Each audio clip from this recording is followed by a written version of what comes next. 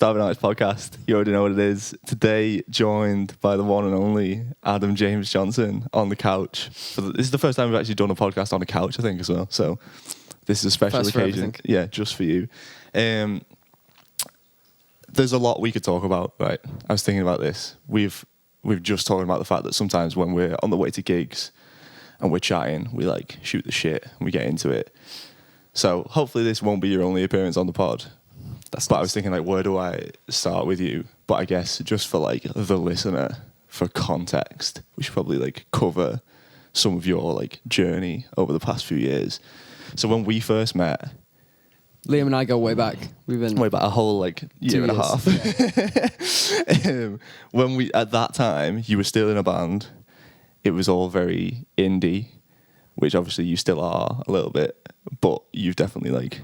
come more into the pop world recently, but you were like very much, it seemed to me anyway, that you were like rejecting the idea of like how people put music out. I remember you talking to me about putting a song out with the band and you were like, oh yeah, we're just gonna like, we'll put it out and like just see what happens. You know what I mean?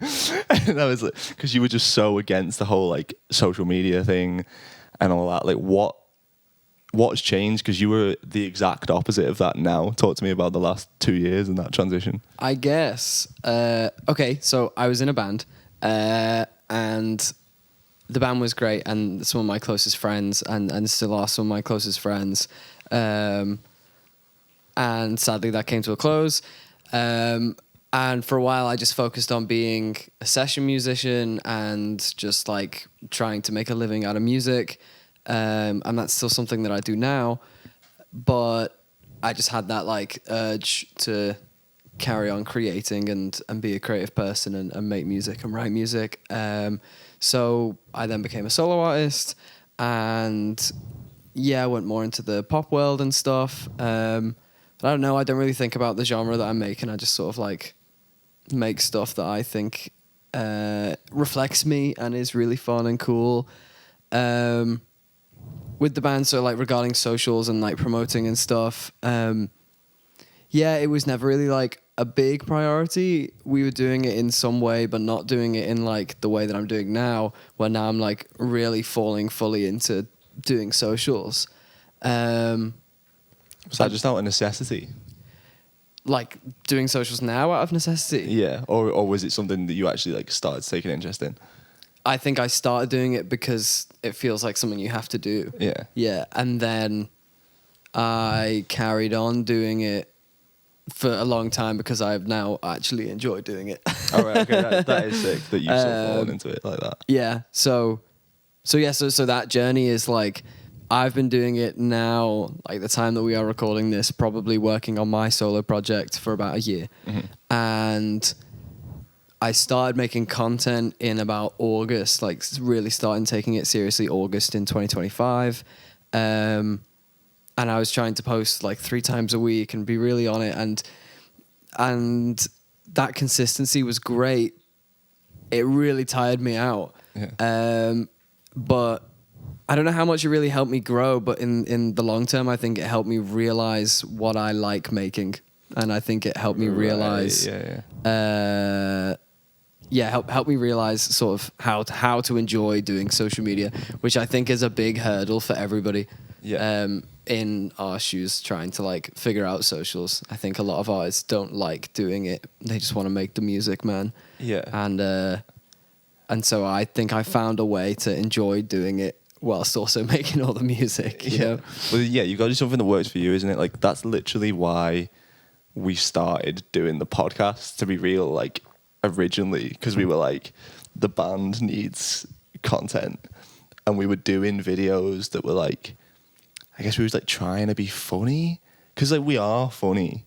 I'm just saying, I am funny. I'm dead funny. Like we are funny in our like personal lives, in our interaction, and I'm sure you found this as well. Is like there's things that you think about when you're like with other musicians, and there's jokes that you make, and that could work as like content, and sometimes it does work as content, but it's like you've got to find the stuff that feels like you aren't like selling your soul or whatever. Yeah, like there's a guy that I saw on socials that I can't remember the name of him. Sorry, I'm not speaking to the microphone. There's a guy on socials that I like. I can't remember. First time podcasting now. Sorry, everybody.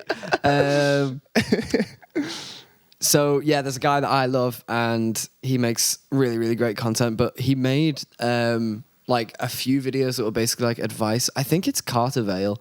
If you've ever seen Carter Vale, he made a song that's like an internet song that's like, put a little dirt under my pillow for the dirt man. Oh, yes. That okay. guy, Yeah, right? right? He made like 2 or 3 videos that were about like, if I was going to be an independent artist, again, starting now, from now, this is what I would do. Yeah. And one of the things he said was, find a way to make content that doesn't make you feel like you're selling your soul to the devil, and then throw everything you have into that. Yeah. And I think a big part of my journey over the last like year has been trying to figure out stuff that I like to do.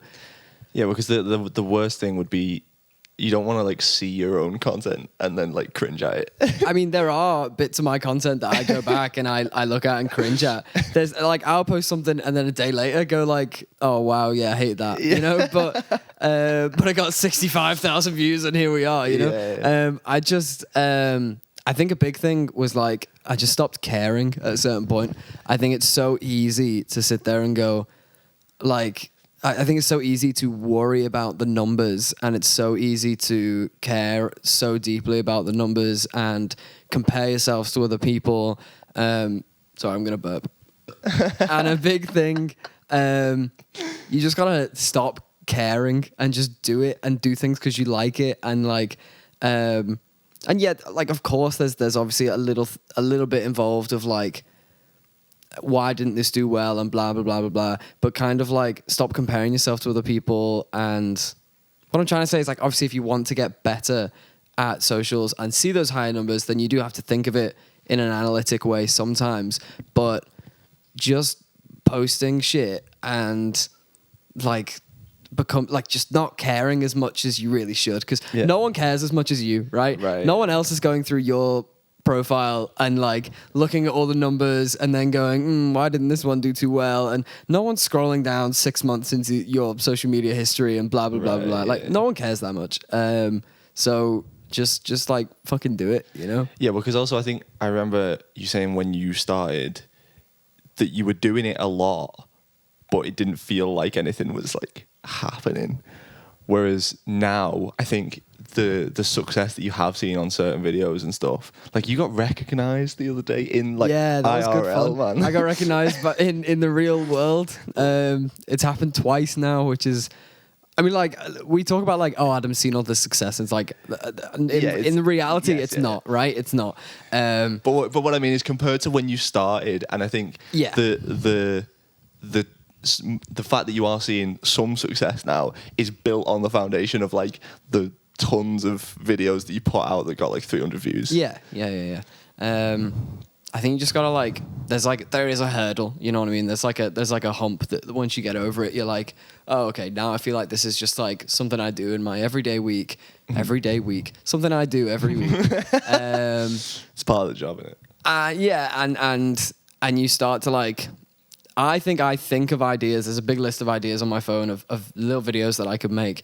And I think I understand more, like I'll come up with an idea and then a day later I'll go, that won't work. Right. And then, so I don't even make it anymore. Yeah. You know, like where I think 6 months ago I go, I just make every idea that came to my head. Right. Where now I don't do that anymore. I just go like, this, I come up with an idea and then decide whether that would work as a video. And I think that like, the way you think about things gets better. Yeah, well, I think it's the same with any like creative thing as well. I was talking on the episode before last when I had this guy John O'Tringham on, and we were talking about how like every song you write doesn't need to be a song that you record, and the more you write songs, the more you work out which of those you should record. You know what I mean? I think it's the same with anything. You sort of like gain this analytical perspective that you didn't have before, and you're like, okay, I think this is good, and I can base my opinion on whether this is good or not on the fucking 50 videos that I've made that have like absolutely bombed. Yeah. Has making content more changed the way you consume content?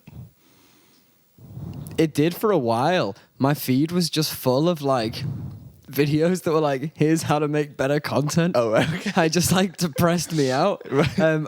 But I'm not someone who really spends a lot of time scrolling anyway. Yeah. It's one of the Green brothers, John or Hank Green, said making content is like making cigarettes. it's bad for you, right? You know, like making a. So I came across this because I made the video of me impersonating an electric car. Yes. It's now on like 3 million views or something. Sick. And my phone is always giving me some sort of notification about somebody liking or commenting or sharing this video. Yeah. And that's great, but I also feel like I could pull it up right now and it'd be like, oh, 1 million hours of human life has been wasted on this video. And that's how I feel like, yeah, like, wow, it's kind of funny, innit? And it's a nice thing, but it feels kind of bad. Like I've wasted all these people's time. Yeah, because especially it's something that's so like just silly. You know so what I mean? stupid. It's not like they've spent 1 million hours listening to your single. Yeah. They spent 1 million hours listening to you be a car. Yeah, and it's not hurting it's like it's not hurting anyone, but also like, you know, you could get off your phone and like go do the dishwasher or something, but instead you sat here watching me, you know? So I liked what that, was the question? I don't know. I liked that video you did once that was like did you use the start of like someone else's video, like a guy on a bike the about to crash into a doom-scrolling car? videos. Yeah, to like tell people to stop, you know, get off your phone. People say to me all the time, like, oh, I like that video that you made. Why didn't you make more of those? Because that first one was like, oh, I don't know, 3,500 views, which in my world is a good numbers, right? Mm-hmm. And I was like, okay, cool. And then I made another one and it absolutely bombed. And people are always like, well, why don't you make another one? I'm like, because I'm not going to waste my time on like something that didn't do as well. Like, you know, linking into, I spent a lot of time making jingles for local businesses. Yes. That was one of my things. And I made like 8 in total, I think. And I went through a phase of making I started with making 3 in 1 week, and then I made 1 a week for 3 or 4 weeks. Mm-hmm. And this was all before Christmas. And it was great. It gave me lots of local recognition and lots of followers, and people, you know, it gained me something like 300 followers in a week. And it was a big thing for me. Mm-hmm. And that's the thing that people have come up to me and been like, oh, I saw that you made the jingles and blah, blah, blah. But then people ask, when are you going to make the next jingle video? And I go, well, I've stopped making them now. And they go, why? And I'm like, because they used to make 10,000 views a video and now they make 1,000 views a video. Right. So clearly you don't like them that much, you know, like clearly you did like them before and you don't like them now. And maybe that's on me, right? Maybe I've made worse content, but that's like, you know, I don't know. So I was just like, well, fuck it. And also, people come up to me and go, you're the jingle guy. Oh, yeah. And I don't want to be the jingle guy. No. You know, like, that's not what I want to be known for. So for me, I just want to I want to make shit that I love and I find cool. And at that time, I find that cool. And now it feels like a chore to make them. So I don't do it anymore. Yeah. Even though they could get me a couple thousand views every week, I just don't do it. Yeah. Well, because that would be the selling your soul shit. Yeah, exactly. If it got to the point where you were like, fuck this, I don't actually want to be doing this shit. But I will say about those videos, that was the first time I noticed in stuff that you were making that the visuals really, because you were doing hand-drawn shit, and I was like, oh shit, he's he's upped his game. That's when I learned how to edit. Yeah. But has all of the work that you've put into making social media stuff, do you think it's made you more of a visual artist? Do you think about visuals more when it comes to your original music and stuff? I think a lot more about well, I mean, when I'm recording content full stop, I think a lot more about where should I place this and how high should the camera go and where's the lights gonna go and blah blah blah. But and what frame rate am I gonna record in, right? How can I make this? I did a few videos where it was me duetting with myself, right? And that was like figuring out how to make that work, and don't move the camera, and make sure the lights are in this place so that the shadows don't do this, and blah blah blah. And like that's taught me a lot, yeah. And then obviously when we go over to the original music world, I think a lot more about like how things look now. But I don't know, like, so I work very closely with a guy called Ben who runs a company called Polyphonica in Liverpool, and he's great, and he's done all the visuals on all of my stuff so far because we're just on the same wavelength. Yeah. And I think it's nice. Like, I'm trying to. So the whole point of my stuff and my image is honesty and like trying to be myself as much as possible. And that's like the thing I try and run through everything, because like, does this feel like I'm not trying to pretend to be anybody else, right? And so it was him, when we were talking, like I showed him a very early demo of my first single, Quarter Through Life, and he said it just feels really honest, and he said that's what we should do in the visuals, is like, let's not like pretend to be anybody else. Let's try and everything we do, we'll set it up in a way that it feels like you're just like, here I am, you know? So yeah, sorry, I've completely derailed this question. No, but what's interesting is I remember having a conversation on maybe the first episode that we ever did this podcast, and Sean was talking about how doing the whole like content shit, your image has to align with the music, because what we were doing at the time was like trying to make like content, but our music was kind of like, I don't know, it just wasn't. It was a bit edgy is not the word. Like, I don't know. There was a veil over it. There was an aesthetic to it, right? But that aesthetic didn't correspond with the guy talking directly to camera aesthetic, right? But your shit works because it's suited perfectly to being the guy that makes videos, because you're just doing things that you want to do. My whole image is, it's me. You know, like the easiest image to pull off in the world is like, I don't have one. You know what I mean? Yeah. So that's the also like going right back to the start of this conversation, like when you were talking about being in a band and stuff, like it's a lot more difficult, I feel, to make content when you're in a band. Right. Yeah. Because it has to maybe include more than just one of you. And also like bands have, like, it's almost like bands have to have an image, right? This is the way I think about it, because it's not just one person. You know, like for me, the image is like, it's that guy. Yeah, right. Right? You know, like you have an image right here. Yeah. But if me and you were in a band, we would have to cohesively decide like, how are we going to dress? What's the name? Blah, blah, blah. How are we going to act on stage? How are we going to do this? And like, suddenly now you've also got to think about that in all the content you make. And with that comes along like all this disingenuousness. Yeah.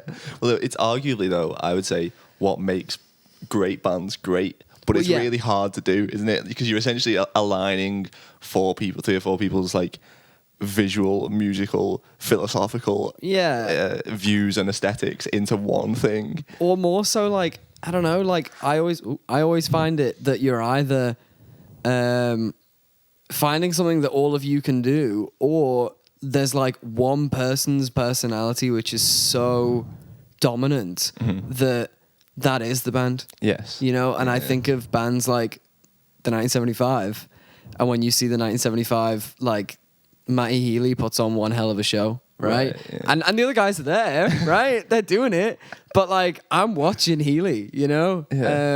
Sorry to like, you know, dog on the 1975. Sorry. Which to also, like, to be fair, like one of our favorite bands, I would say. Yeah, one of like, my favorite bands, one of your favorite bands.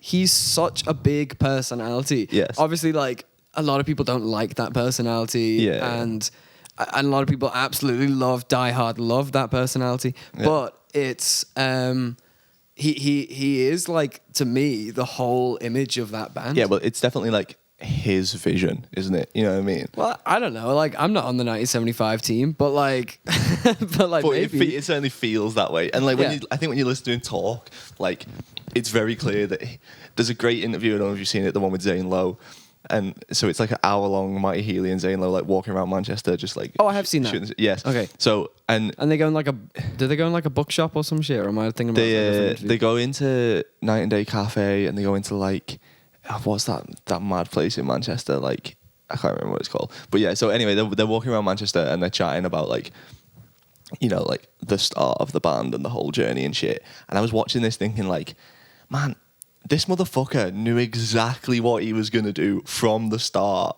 And he was so persistent that he was like, yeah, this is my vision. This is my band. This is how it's going to be.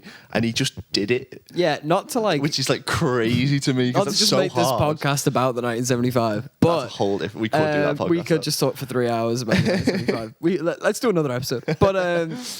But I feel, because they're so like... I mean, yeah, they are influenced by a lot of like songs and sounds and like sound design from a certain period, but like but I feel like because their visuals are so like visuals and their music and them as a band is so unique, or at least when they were first becoming a band, like it's so unique, like that band, like they influenced a lot of bands and music that followed them, you know, like they are so unique that like they have to do it their way. Right, you know, if they didn't do it their way, then I think they would sacrifice a lot of stuff that like would make it not them and their way. Yeah. Which is it's also mad though, because like you say, it has influenced a lot of people, but sometimes I think people almost don't understand how to like take influence in. So they'll be like, oh, I love the 1975, for example, so we're going to sound like the 1975. And like I've been guilty of this like when I was younger and stuff, but really it should be like, okay, what do I love about the 1975 apart from the exact way that they sound? You know what I mean? Yeah. Because like just replicating that then completely circumvents the thing that makes the original artist that you're being influenced by great. You know what I mean? It's like you see it a lot with Oasis. And like I've dogged on Oasis on this podcast before, and like the clip. Nice, let's do it. Yeah. Like if there's one surefire way to get views on a clip on TikTok from this pod is to like start chatting shit about Oasis or Oasis fans, because like they're like hate views, you know what I mean? Which is like it's rage baiting the Oasis. Yeah, literally. Yeah. But they do that thing of like, oh, I love Oasis, so therefore I'm gonna dress and sound like Oasis, rather than like, okay, well, what make Oasis? How can I build on that? Yeah, right? exactly. Like, yeah. And like, or like, what makes the 1975 great and stuff is like you're saying, they are so unique, and like they started that whole wave and they were in their own lane and stuff. The Healy wave. The Healy wave. Yeah. It sounds like a genre of electronic music. It is though. Like it is like I feel like you can like, let's go back to it. I feel like you could play a 1975 song and go, that sonically sounds like them. Yes. Right? Like, and it's just so like, it's just so, they're so defined, right? Yeah. Like that's what, anyway, the fuck are you talking about? No, well, because it piggybacks off that. It's like, it's easily replicatable to some degree because it is so defined, right? So people can go, okay, well, I'm gonna put some chorus on my guitar and go, and it's like, okay, that's just a 1975. It's 1975, bro, it's like first album 1975, right? But the point is, what makes them great is like the fucking ethos behind it, you know what I mean? And like the philosophy behind it of like them doing their own thing. So you should look at it and go, oh, they've like completely done their own thing. They've sculpted this whole world. It's got like, it incorporates the visual aesthetic as well. Like they write songs that are personal. I'm going to do that. Not I'm just going to do the thing that sounds like the thing that I like. You know what I mean? So what are your influences? Okay. The most like musician interview question ever. Like, so what really inspired you to make this song? Okay, so let's talk about this actually, because you've got a new song. Yes. By the time this comes out, the new song will be out. Let's go into the section where I promote myself. Yeah. So I have a new song that's come out. It's called "I'm Here with You." It's about the end of the world, and it's about what I would do in my final moments, things I would think, things I would say. It's aimed at my wife, and it's Honestly, I think so far my favorite thing that I've ever written or produced or recorded, and my favorite thing like visually that we've done. There's like an amazing music video for it. Yeah, I'm just I would so also in love agree. with it all. Yeah, I would agree. Like you showed me a demo of it. I think when we were doing like a Ukebox wedding fair or something. Yeah. And I was like, even just like playing the demo off your phone, I was like, oh, this is some different shit. You know what I mean? Yeah, I'm so proud of it, which is like I feel like usually when you talk to people about their music, you go like, oh, what do you think of this is like, oh, I really like your music, and then the response is usually like, it's all right. Like, nah, mate, my song is fucking sick as fuck. All right, like I'm so fucking proud of it. So do you feel a way? Is it safe to say you feel a way about this one that you didn't feel about the first two? I feel a way about this song that I haven't felt about any other song ever. That's dope. You know what I mean? So I'm really happy about it. I can't remember how we got into this, but I'm just gonna keep talking about the song. You can talk about the song all you want. So I like made a demo on my iPad.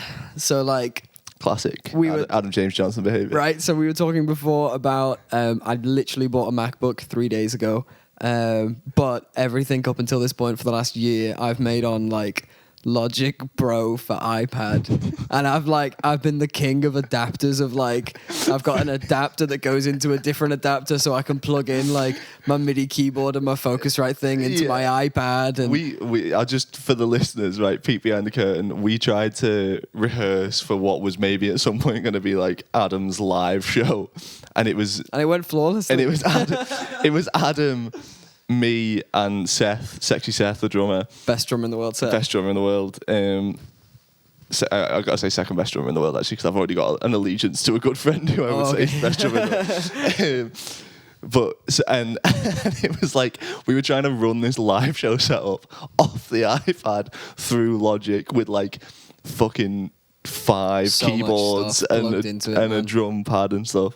So you made the demo on the iPad. Yeah. OG style. Yeah, so I made a demo on the iPad, and the way that I do things is I make like a demo that's a pretty like fleshed out demo, but I would not call myself a producer on the record. See, right? I half would these days. I know, but like, and I get that, but to me, I'm like, well, I feel like the producer's job is to like bring it up a level.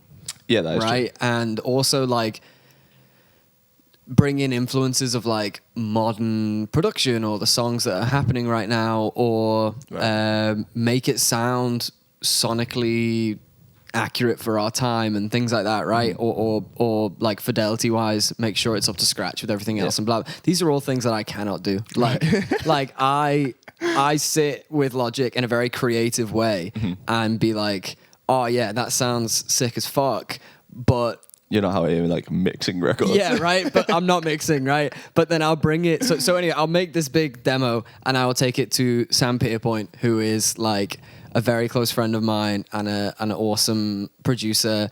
And he makes some really, really cool stuff. And he's done all my songs so far.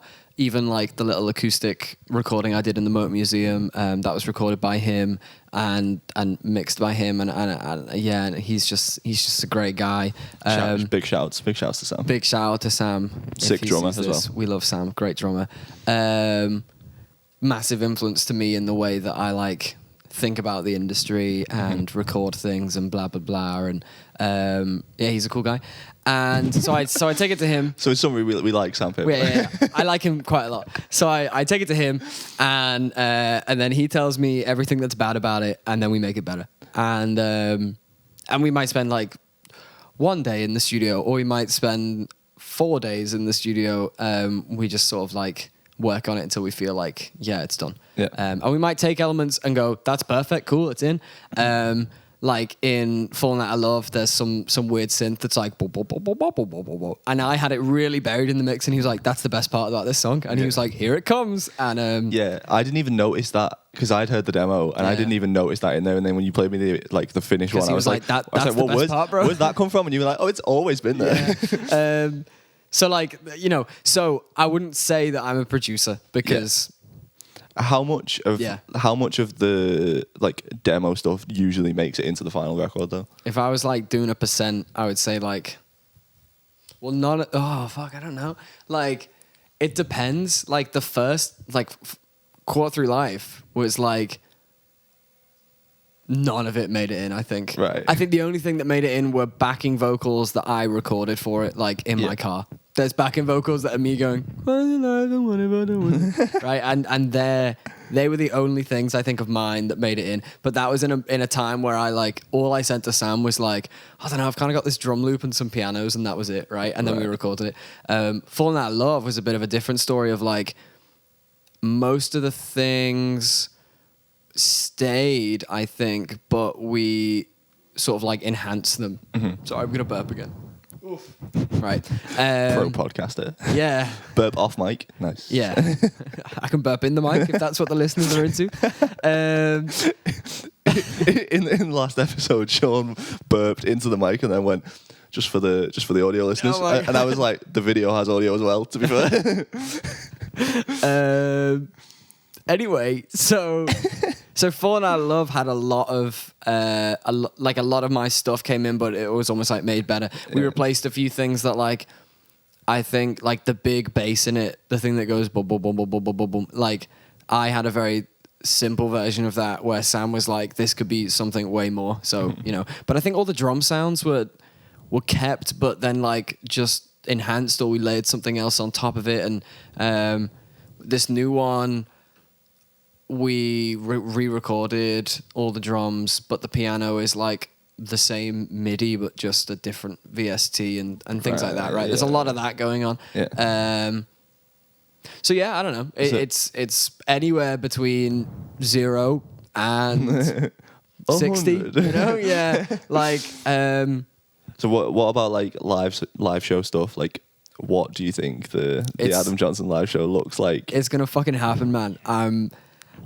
Obviously, right. So I was setting up like the idea of doing a live show, and we went and recorded something live in the woods and blah blah blah, and that was great. And we were like, right, this is it. And then obviously like I just didn't have the hardware to make it work because I was running everything off an iPad like a child, and so now I'm a big boy and I have a MacBook Pro, but. Your Fisher Price live rig. Yeah, right. Right. So I sort of gave up on the idea, but also the idea of playing live it still isn't a main priority, because in my opinion, the industry is in a place where that's not necessary for where I am right now. That's true. Because I'm just trying to get people interested. Mm-hmm. And if I put on a show, say we put it on in a 100 capacity venue, like maybe there aren't 100 people who are interested. Yeah. Maybe there are, but like out of those 100 people, how many of them are going to buy a ticket to go see a show?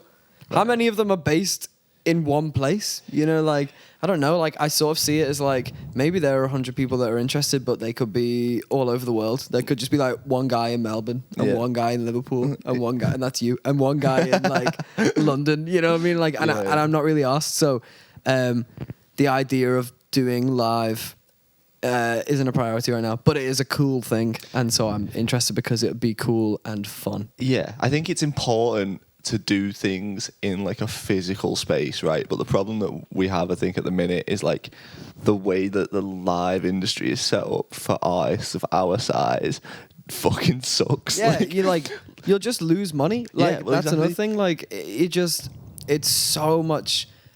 There's a lot of effort involved. There's no money in it at all. I was talking to Abby yesterday about, because I've been working on my solo shit, which I've not really talked about on here, but the solo shit coming at some point. And I've been thinking like, okay, well, when I put stuff out, I don't just want to like put it out and then put it on my Instagram and be like, the song's out, you know what I mean? And then like nothing happened. And obviously there will be some things that surround it, like content and maybe a music video and stuff, and we'll try and plug it in every which way possible. But it's like, I want to do a thing in a physical space. I've moved to Liverpool because I love this city. I want to like, but then I also don't want to approach some shitbag promoter and be like, oh, let me do a gig that no one's gonna fucking come to, and none of us are gonna make any money on, and I'm gonna have to like, and even if people do come, I'm not gonna make any ticket sales. It'll all go to you. You know what I mean? Like the industry at this level, and like the promoters at this level, it's also like stacked against us.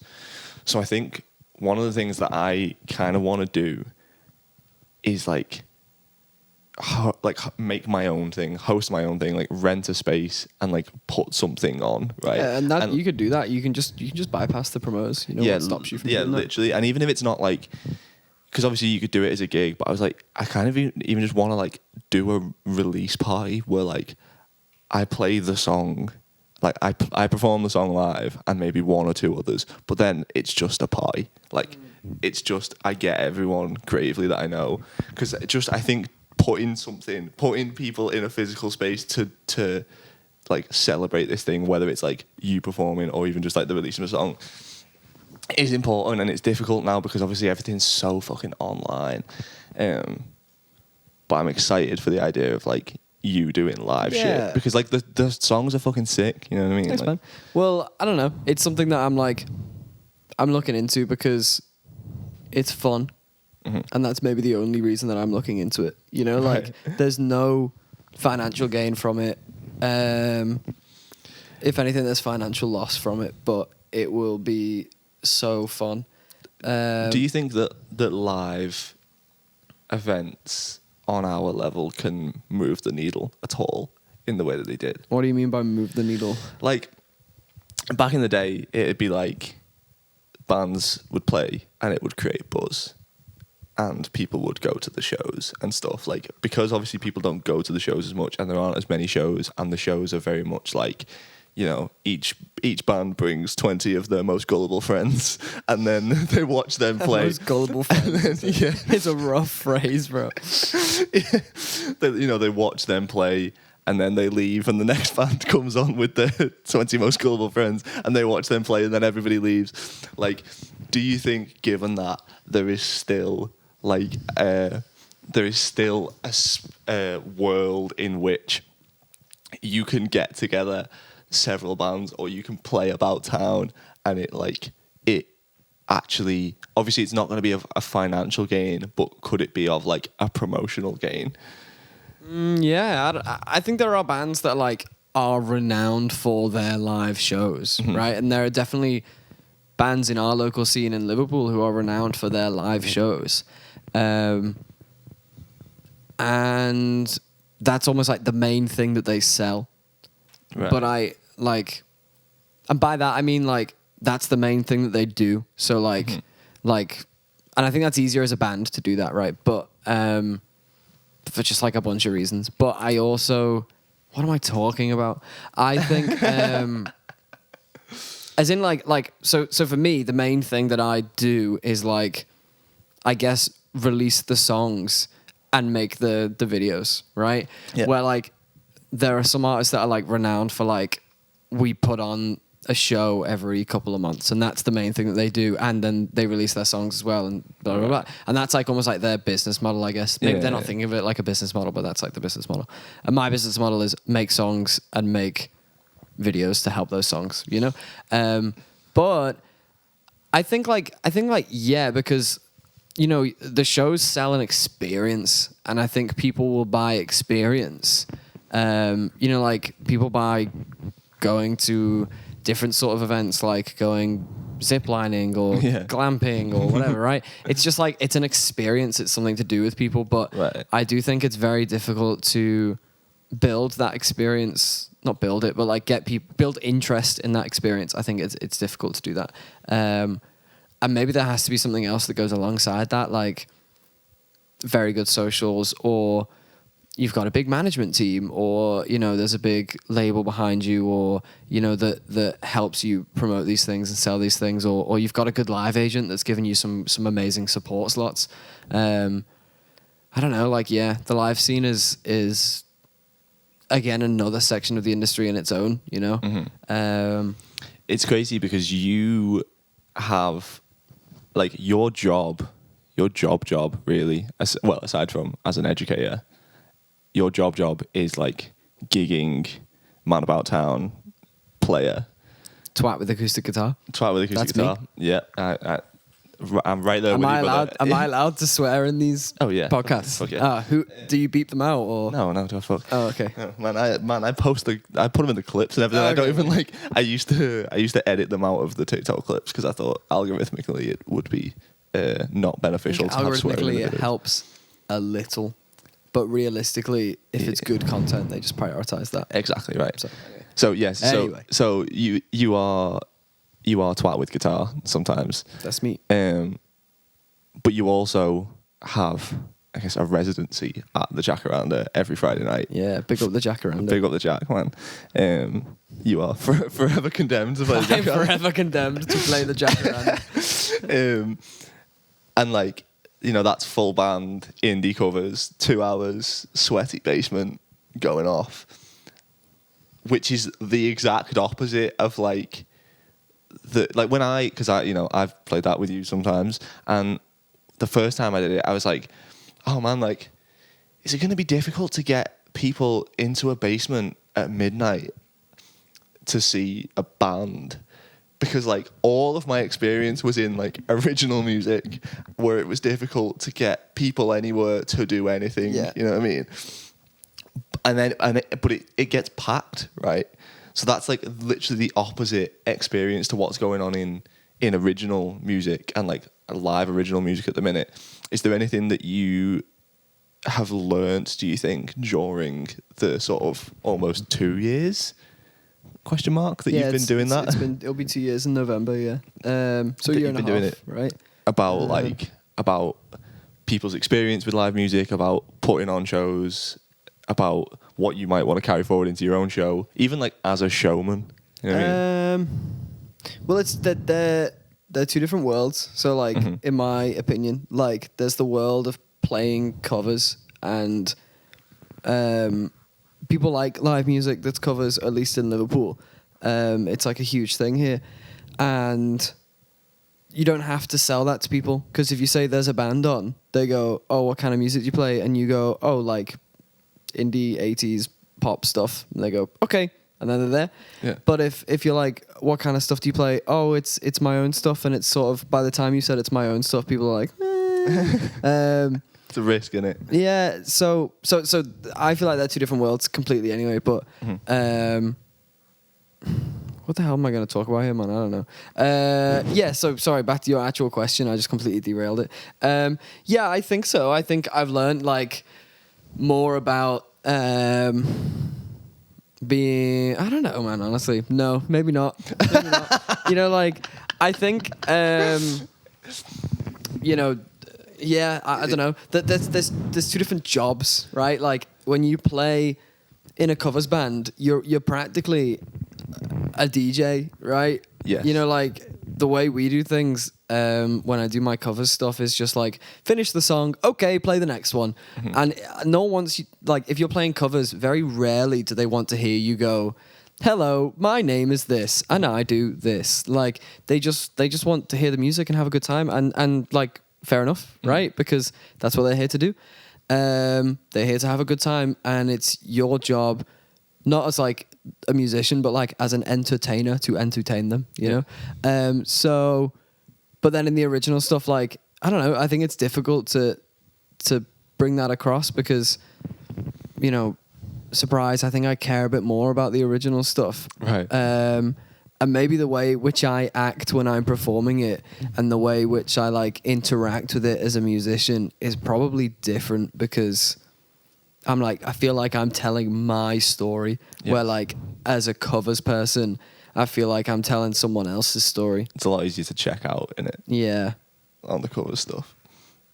Yeah, it's a lot easier to like switch my brain off, Yeah. Yeah. So, I'm surprised that you don't do more stuff at the, like, when we do indie circus stuff at the Jack, that like you don't DJ it more. Like, you're not changing the set list around on the fly more. Do you do that when you do acoustic stuff, or do you? yeah, have a when set it's my that's, like- acoustic stuff, I'll try different things out and stuff, but Right. I don't even mean like week to week. I just mean like maybe you've had it, like I'll have it sometimes if I'm playing an acoustic gig and I play a certain song and it goes down well. Let's say I play Everybody Wants to Rule the World and it goes down well, and I'm like, okay, there's a section of the audience that liked that a lot, so they might like Everywhere by Fleetwood Mac, so I'm gonna play that next, right? So it's like I'm queuing songs up as I go, Right. but you don't really do that so much in the Jack. It's more like, okay, this is just a set list, let's play the set list. No, I think I just have to have it like a certain way. You know, like I don't know, like I like to have a list and go, yep, that list will work, and it does. You know, Right. like I'm just like I don't want to mess with the list. I've had bad experiences of being like, let's try this one, and then it just flumps.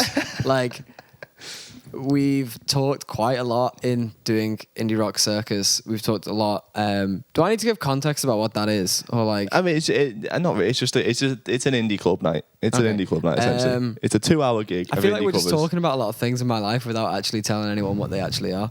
No, But, people aren't stupid most of the time. okay, cool. Most of the time. So that's a you quote. What was I gonna say? So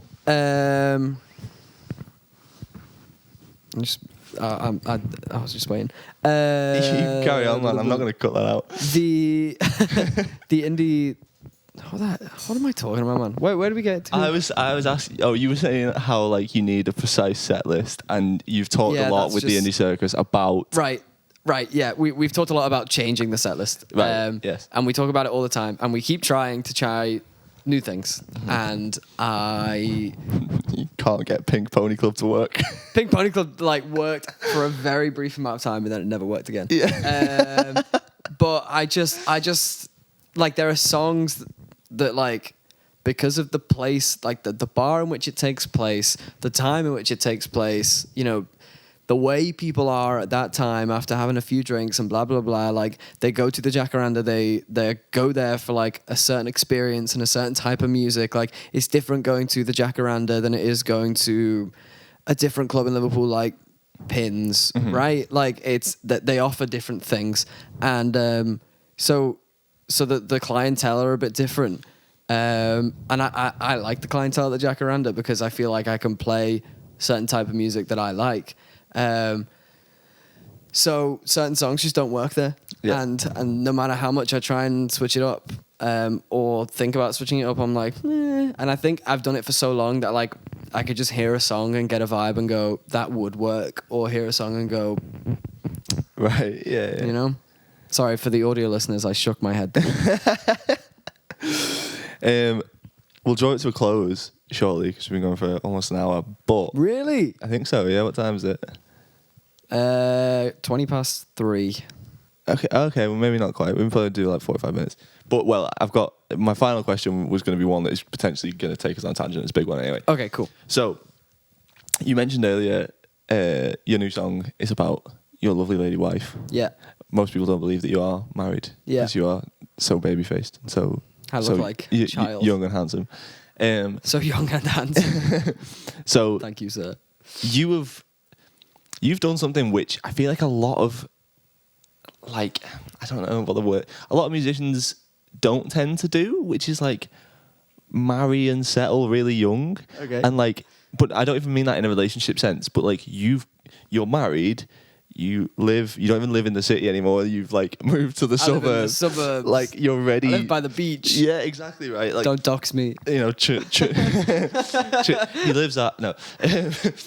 You know, you've essentially, and you know, you've got a steady teaching job as well as being a gigging musician. Yeah, context. I teach at university like 2 days a week. Yeah.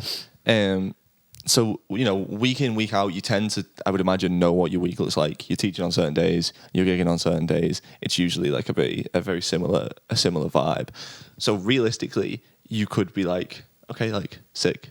That is my life sorted. You know, like steady, money coming in, wife, gaff by the sea, sorted. What drives you to keep doing stuff and to do more and to expand and to like try new things artistically?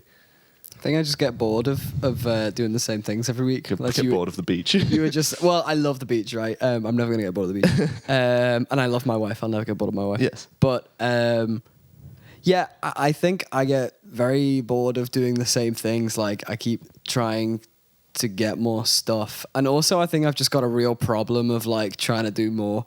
Right. Like I think I've got a real problem that I just like take things on and then go, how am I gonna do that? Like people say, can you do this? And I go, yeah. And then I'm like, what? Why did I say that?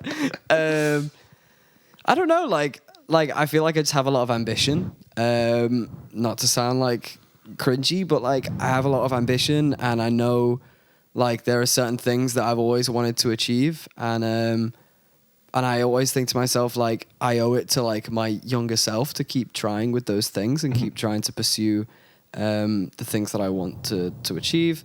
I was just, like, love making shit. You know, like, again, I feel like, you know, yeah, that's, like, a big thing. Like, I just love making shit. And I love to be busy. Like, I just can't sit still. I need to... Like, I'm doing all this music stuff, and I was like, wow, I'm doing so much music. And I was like, well, what else can I do? So now I'm, like, learning Japanese, and I've got, like, a Japanese teacher as well.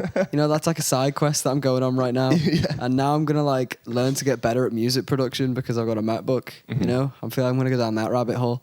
Yeah. I don't know, just, yeah, get a bit bored. Yeah, well, but a lot of people, like, do... You know, you could make... music and you could sort of explore that for, you know, especially now you've got the MacBook, you could like dive right into that, right? Dive the fuck in on that for time. What do you think it is about the thing of putting it out and like trying to elevate that keeps you going? What's the fucking point of making it if you're not going to put it out? Well, so this is the thing, because some people, it depends who you talk to. Some people will be like, okay, well, yeah, or even if they do put it out, they'll be like, okay, yeah, but as long as I like it, then sweet. Yeah, it's fine. I don't know. Like, I think my stuff's cool, and I think a lot of more people would like it. So, I don't know. I feel like, I don't know. It's just there's something in me that I want people to hear it. Yeah. Yeah, I don't know. It's all I've ever like all you've ever done. or ever have done, you know, like and make thing, release thing, try and get people to listen to thing, repeat, you know. Yeah. I when I first heard your first single, Banger, Quarter to Life. I sound like such an obnoxious twat on your podcast. Big shouts. No, it's all right. This is like when you said a minute ago when you were like, I'm quite ambitious, like not to be cringe. It's like, dude, this is Ambition, the podcast. You know what I mean? Like, this is ambitious. Like, yeah, our whole shtick is like, we're trying to do something, and this is just us documenting doing it. You know what I mean? And now that we have guests on, it's the guests are trying to do something, and we're documenting them doing it. Yeah. So when I first heard your first single, that is essentially like an ode to reflecting on your like youthful ambition, right? And like, I was like, oh shit. Like, this is me. You know what I mean? Like, I resonated with that so much, of this thing of you were so ambitious when you were younger that it was literally like your entire being. Do you think that how has that changed as you've grown older? Do you think it has dwindled? And also, as a piggyback off that, which is a question that I asked last time we had a guest on, like, does it ever become a slog? And how do you deal with that? I think I think the ambition definitely has dwindled, and I think if you listen to maybe not the ambition has dwindled, but I think the naivety has dwindled. Right. Like, I think, and if you listen to the song, it's called Quarter Through Life, by the way. If you listen to it, it talks like the bridge says that like basically says in a very artsy way, when I was 16. I was like so driven to be like, this is the only thing that I want in my life. But I think as you get older, you kind of want more stuff. Like, I want to live by the beach and marry the girl of my dreams and, you know, like get a dog and a house. And, you know, like, I don't think there's anything wrong with that, you know? No, not at all. So they also became priorities. And also, like, you know, the industry that we're in, like, I have a big feeling like that if you just do one thing and that's all you do, then it's gonna be really hard for you. Like in being like in a world of like actual working and living musicians, and not in the world of like Harry Styles. Right. Like, so all the people that I know are like, oh, I do a bit of performing, but I also do this, and I also do this, and I also do this, and I also do that. You know, like, because you have to. I don't know, and so that stuff that came along sort of took more time out of it as well. But this is a big reason why I do the socials, because it's like, it feels like a way that I can still be actively like working towards it. I feel like when the ambition dwindles and like, it definitely does become a slog, right? I don't think you could speak to any artist and go, yes, 100% of the time I've been completely inspired and motivated 100%, you know, like, that's not true. Or at least not true in my, in my world, and everybody else that I've spoken to in my world. Perspective is like a horrible thing or a good thing. I don't know. It's a big thing, right? I'm just chatting shit. I'm like, it's like, you know, when Donald Trump shit just comes out of his mouth. That's kind of what I'm doing right now. It's all about perspective. Like, this is what I always think about. And a friend of mine taught to me about this many, many years ago. She's actually, we were talking about Sam before. Sam's fiance, Liv, said this to me ages ago. And she's an amazing singer and does lots of session work. And she's in a band with Sam called Paint Me in Colour. She said to me, it's all about perspective in it. And I was like, what do you mean? And she was like, well, from your standing point, like, you look at people above you and go, God, I wish I had what they had. And then they probably sit there and look at people higher than them. Let's talk about like I look at people like, I don't know, Michael Aldag, right? And go, wow, that guy's got loads of followers, releasing loads of music, going on tour, blah, blah, blah, blah. Michael Aldag might look at, you know, not speaking for Michael Aldag, Michael Aldag might look at other like artists and go, God, I wish I had what Hosier had. Right? Yeah. And beat himself up because he doesn't have that, right? And I think sometimes the way that I get over, long story short, the way I get over thinking like, this feels like a slog and blah, blah, blah, is like thinking back to my 16-year-old self, like I was talking to before, and going like, would he be happy and proud of what I'm doing? And I think the answer would be yes, because Emily, my wife, said to me the other day, she said, when I met you, the thing that you said that you wanted, like your biggest dream, was to make money from being a musician. Mm-hmm. And like, that's what I do, you know, and that's my life. And so I'm really proud of that, you know, and there's still more things that I want, but I feel like I've achieved that goal. And now that's maybe what makes me look outward to like other things now, you know, return to try be more creative and learn more and just keep going, you know, but I couldn't have put it better myself. Yeah, I don't know. Adam James Johnson, thanks for coming on the pod. Thanks, man. Stay hungry. I have to say it because normally Sean says it and he's not it.